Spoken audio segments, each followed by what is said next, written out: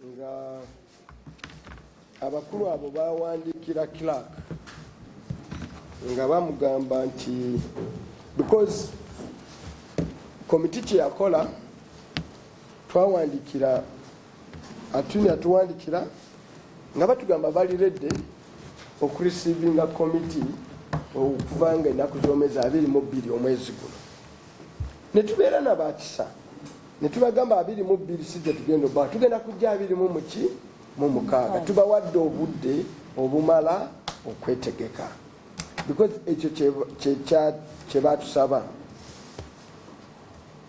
era ne batusaba tubaweereze amanya n'abantu be tunagenda nabo netubaweereza amanya g'aba committee members bonna ne saizi z'engatto ze baali beekwasa ne tuziweereza nti abantu baffe abamu babigere binene beetaaga extra large waliwo n'ab'ebitonotono abeetaaga medium waliwo n'abalala abakyala nga bagoleti abeetaaga small ne tubagaa temutawaana mugende ate bino tebabagamba nti bali engatto ze bajja e Bulaaya zino ga mu boots ezikolebwa bata oba any other company olusi bagula za white agenda ogule kitegeeza agenda ogule size 10 9 8 bwoba ogenze wala nnyo 6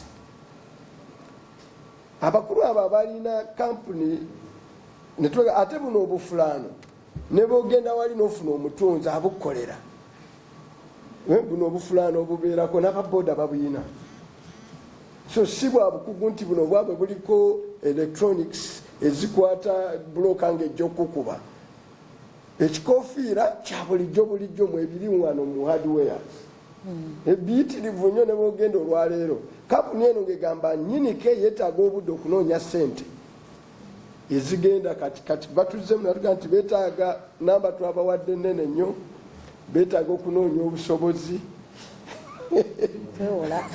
bagende ndowooza beewoleyo omulundi omulala basobole okugulaga mu buutusi obufulaano n'ebiki n'ebisepeewo bino ebya pulastika era bani bategeeza nti bajja kutuwa olunaku oluki olala naye bawandikidde clark n'awandikira n'awa kopi sipiika n'asaba akakiiko komiti ereme genda Lubowa okutuusa ekiseera ekyomu maaso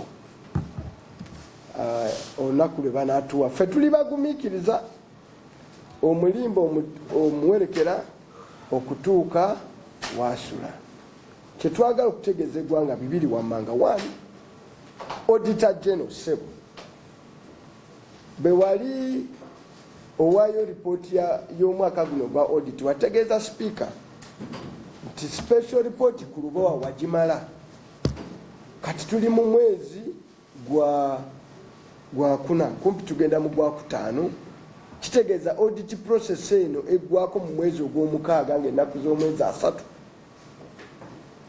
si kirungi kusansanya ssente za musolo naawe n'okola emirimu ripooti n'ogituulira mu bayibuli bagamba amazima gali bafuula abaki ab'eddembe truth shall set you free.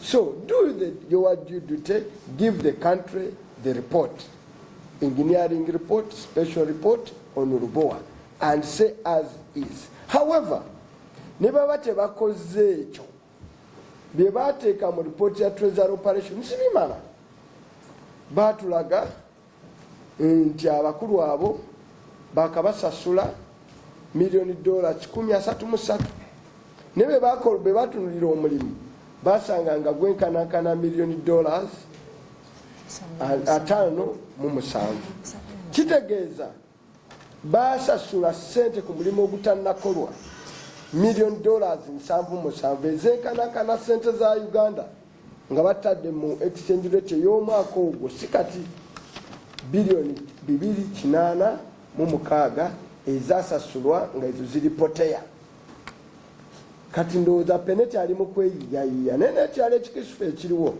abantu twaga tubajjukize nti mu ndagaano gye bakola tuba tujja kuyita ne attorney general banka either Stanbic or whatever Standard Chartered the detail nyinza gibafunira leeta yayina okusasula nga emirimu gitambula egya Lubowa. Kati promissory note obweya mu Uganda bwe yawa nti gwe banka beneetuuka okubanja kw'eddwaliro likyagenda mu maaso bakyaconstructinga fe eggwanga lijja kusasula sente ezo kubanga manya nti eno project ya build operate and handover.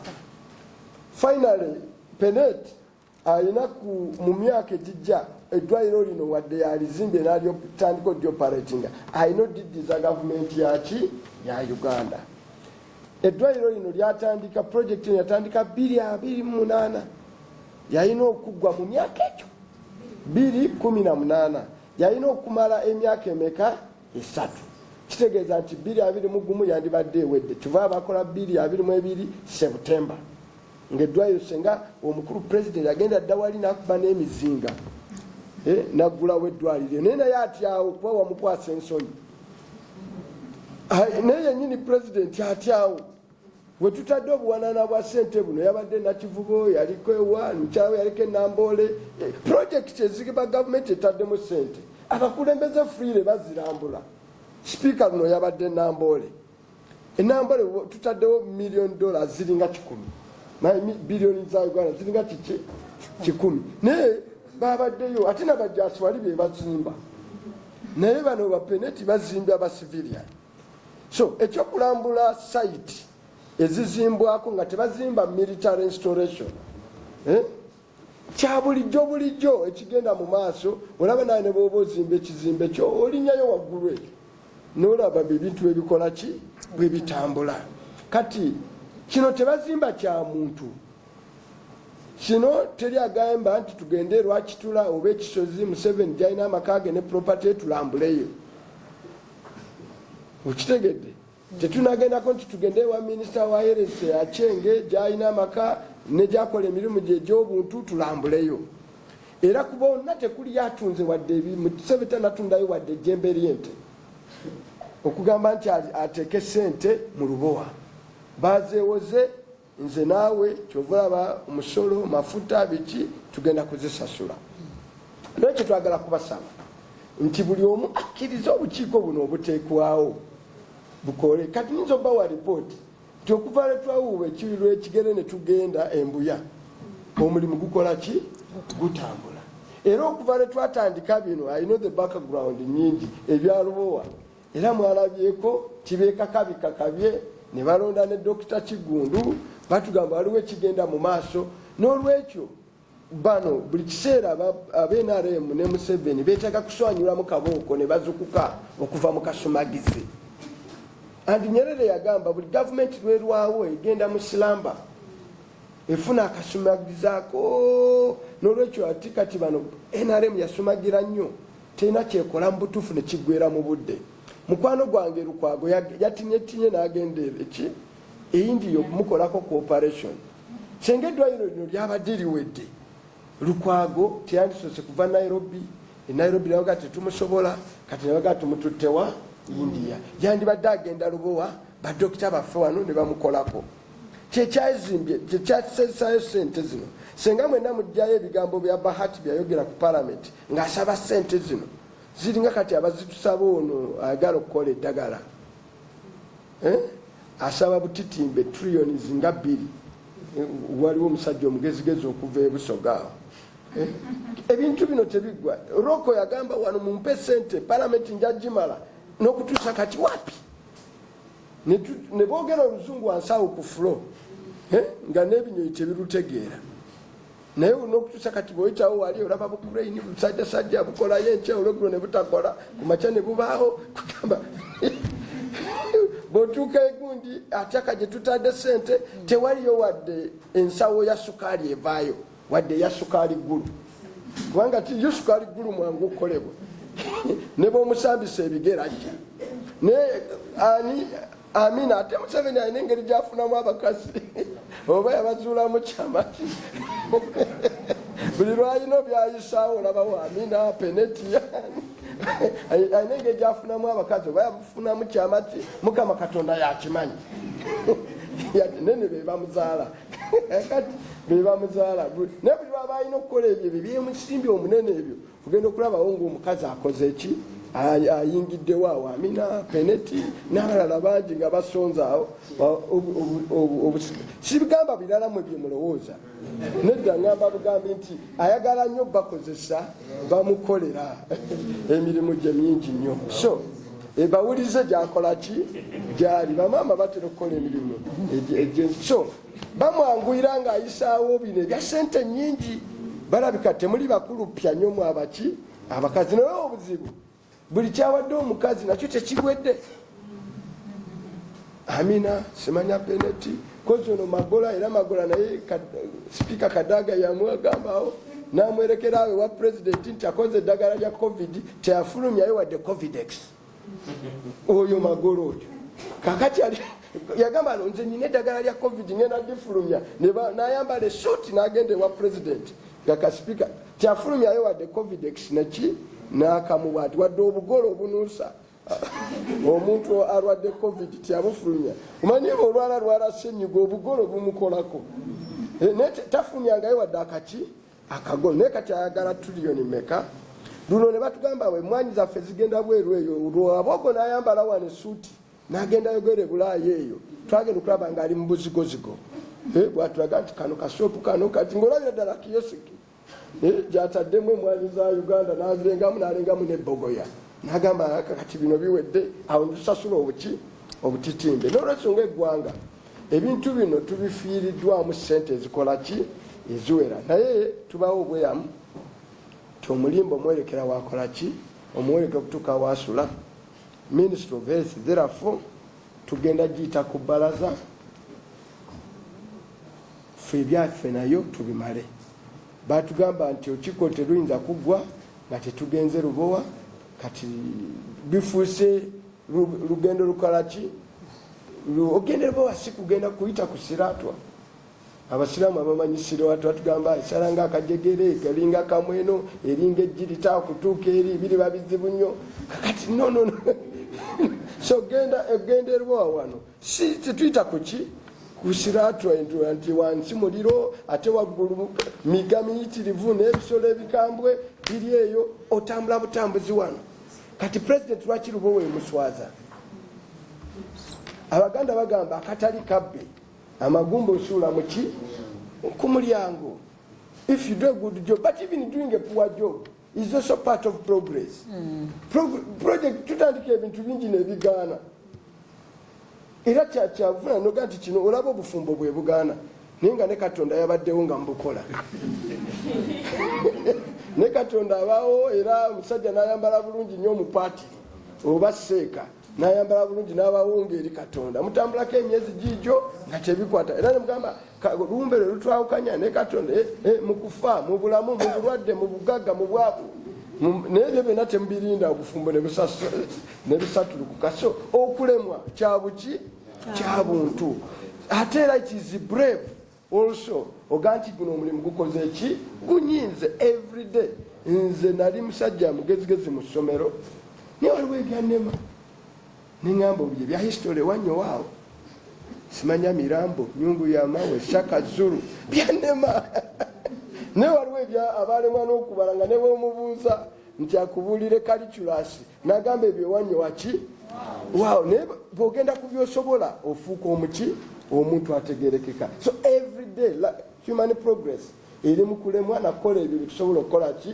okukola so baba tebabisobola kyova olaba gavumenti engunjufu bezirwalwawo ebbanga nga ziraba ebintu tezikyagiziyinga ziteekawo obululu obw'amazima n'obwenkanya zo zennyini abantu bazijje mu buki mu buyinza naye bano balemerako bulemezi buli ke bakwatako kavunda omanyi waliwo abantu abagaza mwali mutegeere mulimu engalo z'abantu ezigaza nga buli kyakwatako bwetu ne mukitereka enkeera kiba kikoze ki kigaze kati NRM yatandika engalo zaayo zigaza buli kimu buli kekwatako kigagabuga abatamanyi Luganda okugaga kitegeeza emmere eyo eba eyonoonese oli ne bakwata mu nva ne muzisuza mu fridge ow'omukono omubi musanga era zakoze eki zagaze ate omulala ne bwazikwatamu n'awagira ne bakwata ku ggolu ne mulibika musanga era lyakoze eki yagaze kati bano batandika okufuuka nga buli ngalo zaabwe zigaza buli kimu. Mukama Katonda abankuumize.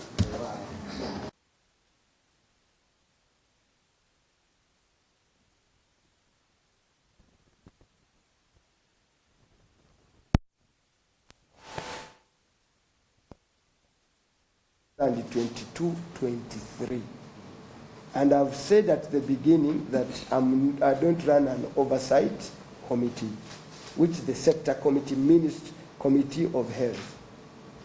Okay, now that is responsible for that. Me, I deal with an audit report. The audit here, by the time of the audit, the ministry, leading agency ministry on behalf of Uganda, was Ministry of Health. And the owner's engineer is Dr. Tim, who is an engineer in the Ministry of Health. What now is not subject of the audit report under consideration. So when I look through that report, I don't see OPM. I see Ministry of what? Health and Accountant General. That's why we told them, don't bring in health, don't bring in OPM, please, it's the Ministry of Health, and we resolved it.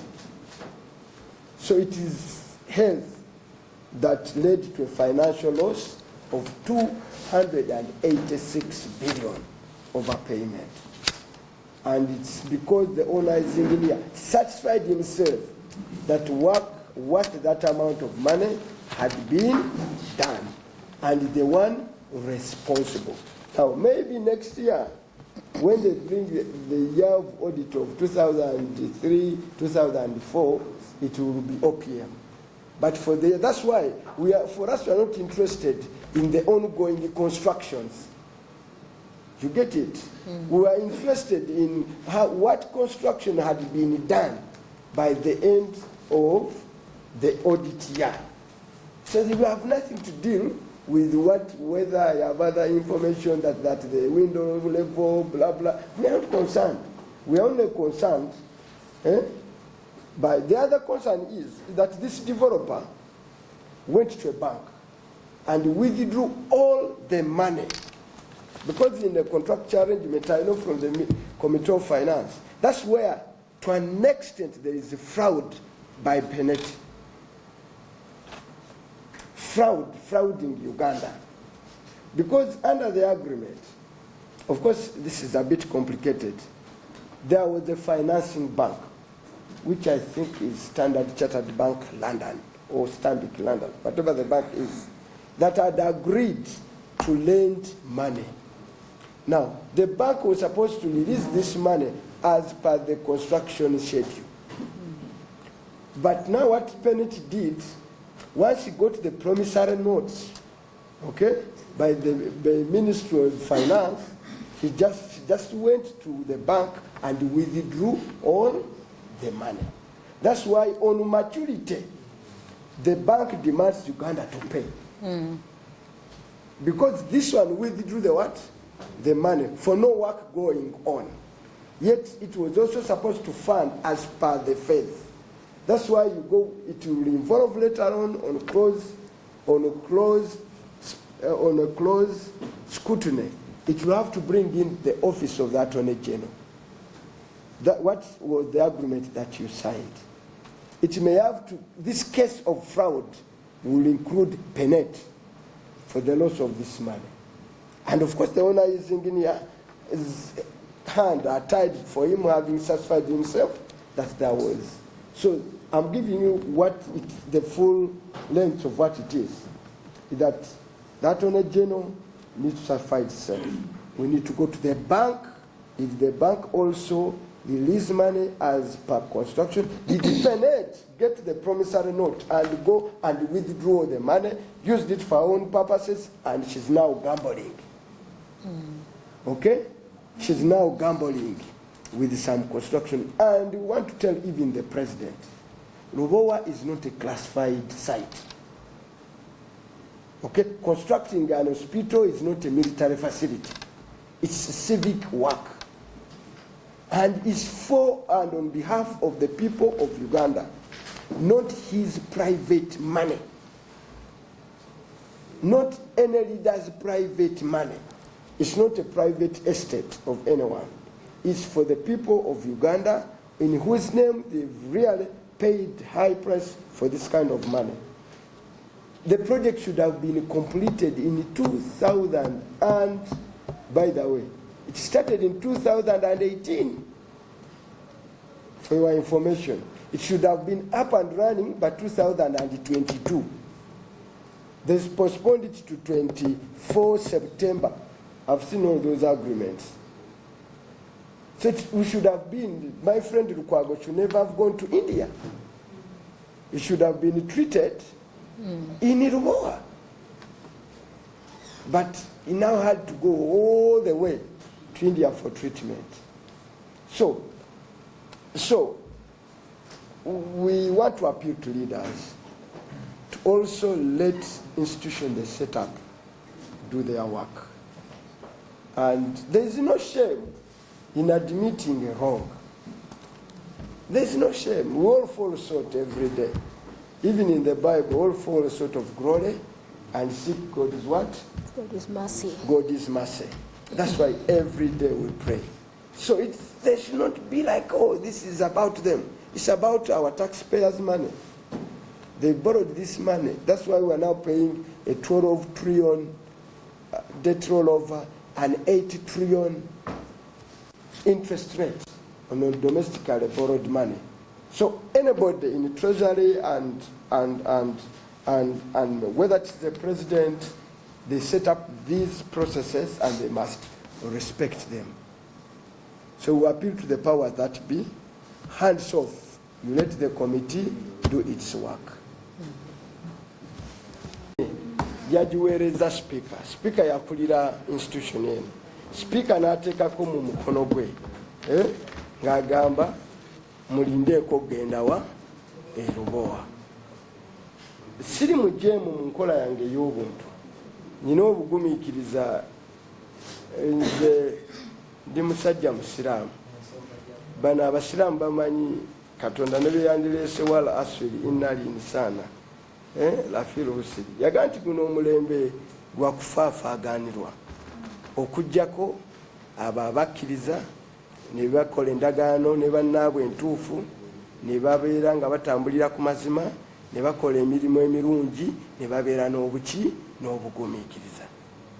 Ndi mugumiikiriza nnyo mu bintu by'ensi eno nti nsobola okugumiikiriza bano ne mbawerekera mpaka we bakola ki we basula era nja batambuza mpaka lwe n'abambula. Nja bagumiikiriza ku buli leeta nga nze ntereka buli leeta nga nze ntereka ripoti yange nagenda ogifulumya ng'amaga nti mulaba bino bwe biti bwe bikola ki good enough bino mbikola mu public opinion in public sinaamu bawandiikizo kyovulaba ngamba nti twagala oba noŋŋamba twagamba akiteeke mu buki mu buwandiike. Same each with microfinance.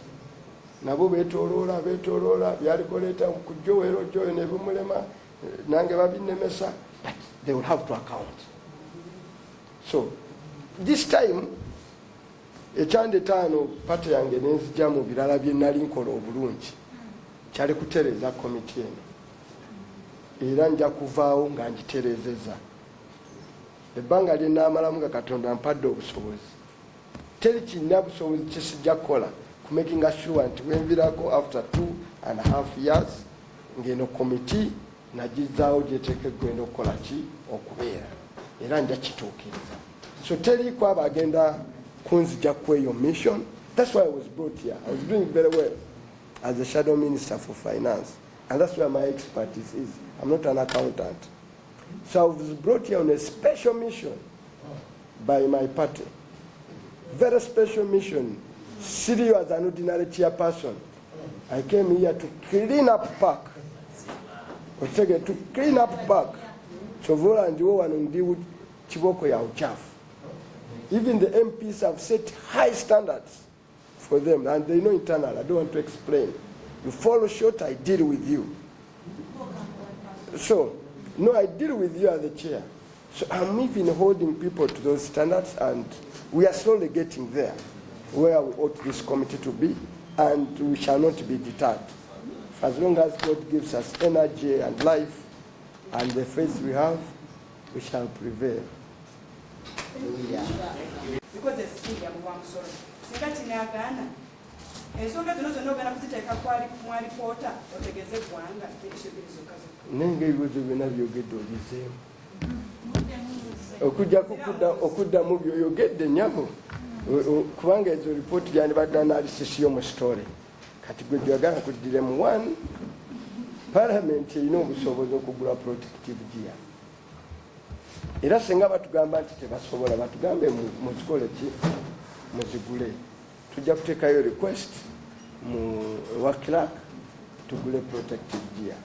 So reason etulemesa tenda kuwaya protective gear obwo bukulu pya nabula bayi obuwedde emiki emirimu fena mbadde sagala bikutaputira because amateeka teganzikiriza nga ripooti ekyagenda mu maaso kuwaayo ndowooza ki yange. I'm very careful mu byenkola kyova bino bitusomedde mu busomezi sagala biteekako interpretation yaki yange sirina kulaga bias. Kati ekyokubambuuziza ki kyabadde kinawe